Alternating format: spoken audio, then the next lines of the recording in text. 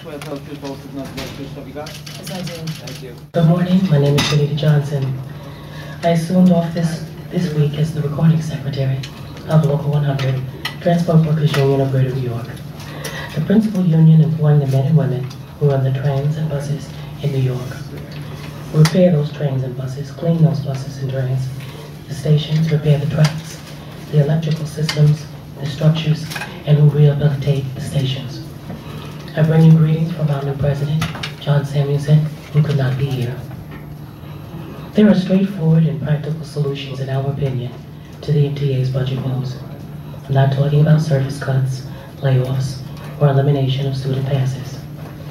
I'm talking about different budget priorities, smarter management, and a greater reliance on in-house forces. That said, let's start with the MTA's current 2010 budget. A budget is a document that reflects priorities, and the MTA has clearly placed capital mega projects ahead of the needs of the riders, especially acute at a time of economic hardship for both wage earners and students. There's a pot of money, $900 million available to the MTA from federal aid, RRA stimulus monies. Of this, $90 million, or 10%, is explicitly available for operating expenditures, that is, to fill budget gaps in train and bus service and for support at the fare box. Yet the MTA says that this money has already been allocated for capital repairs. We dispute this assertion. The reality is the MTA has allocated 1/3 of the stimulus funds for the Fulton Street Transit Center, a mega project currently $600 million over budget. This brings me to the point of the federal operating assistance. Transit systems throughout the United States are seeking federal operating assistance, a proposal that has support in Washington, but there are important holdouts. One of them is the MTA. The MTA is opposed to such aid from the federal government because it wants every penny of the federal funding to go to capital costs. I think we need to be clear. By opposing federal operating aid, the MTA is making the financing of its operating budget Albany's problem. We should all be outraged by this. Instead, the MTA should be fighting for every possible penny in federal aid. We hope that the MTA will join us in Washington, D.C. to lobby in support of H.R. 2746. This is proposed legislation which calls for additional operating assistance beyond the 10% that can now be used from the stimulus package. To further the hypocrisy, the MTA should not raid its operating budget to fund its capital projects. Local 100 opposes the MTA's pay-as-you-go capital funding stream, as set forth in the just passed December 2009 budget. Despite its draconian cuts, the MTA plans to appropriate $50 million of the operating budget for capital projects, a practice that has precedence. By the TA's own estimates, it has already used at least $500 million in operating money towards funding its mega projects, such as the 2nd Avenue Subway and the Fulton Street Transit Center. Another point is that the city should not be given a pass on its responsibility for the welfare of our mass transit system or its riders. Today, the city pays only a small fraction of the capital and operating support that it used to supply. This allows Mayor Bloomberg, who ran his re-election campaign touting transit reform, to wash his hands of any responsibility. Student passes are an example. City reimbursements for student passes have remained frozen at the 1995 level, which was a significant reduction from earlier in the decade. If the city were to reimburse New York City Transit for student passes at the real dollar level that prevailed before 1994, this would cover a substantial gap. The consequences of these budget priorities made are very real. In the end, the burden is disproportionately shouldered by the riders and workers through MTA gap-filling actions such as shutting down stations and the proposed fare increases.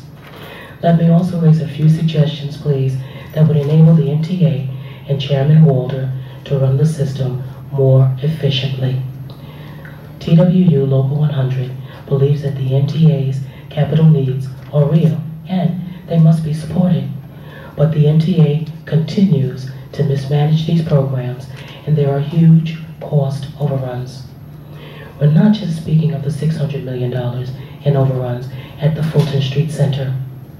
Most of MTA's critical capital projects are done by outside contractors, often with disastrous consequences.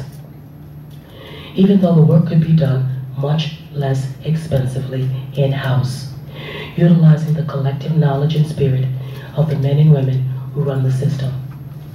Let's look at a few examples. The Sonnet system, fiber optic cable network being installed system-wide.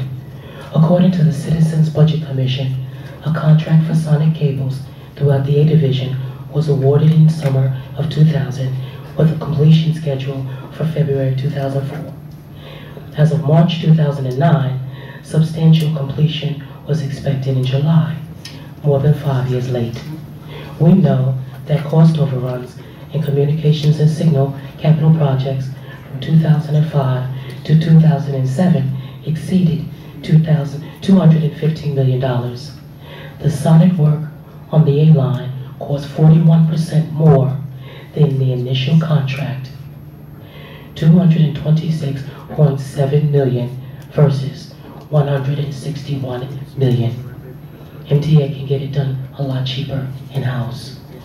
The computer-based train control system, replacing signals with computerized sensors, began on the Canarsie line with a contract awarded in December of 1999, with a planned completion in December of 2004. The project was declared substantially complete in December 2006, with full completion postponed further while testing occurred.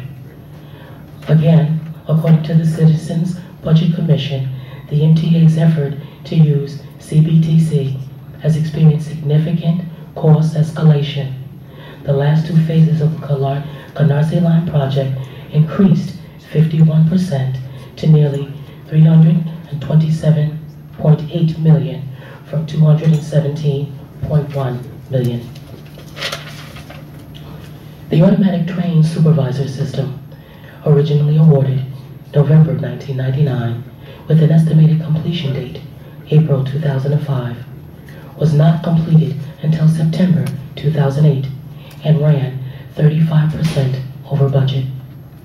Every one of these projects, along with the hundreds of millions spent on paying often irresponsible contractors for work on track construction and station rehabilitation, could be done far more efficiently and inexpensively by utilizing in-house skilled staff, lowering capital costs and interest costs, and lessening the burden on the riding public, the state, and the city.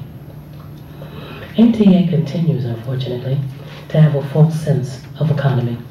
While it consolidates bus operations, it has created a bloated bureaucracy of 24 line managers, running the subways in MTA's terms as the 24 self-contained railroads. While it modernizes communications communication systems in the name of efficiency, it builds them in a way which not only results in cost overruns, but invites maintenance by expensive outsiders. It is time to end the hand-wringing and the stopgap measures to cover up these mistakes. Local 100 joins with the riding public to say no. It's time for genuine systematic change, and Local 100 is ready and willing to be there in support of those changes.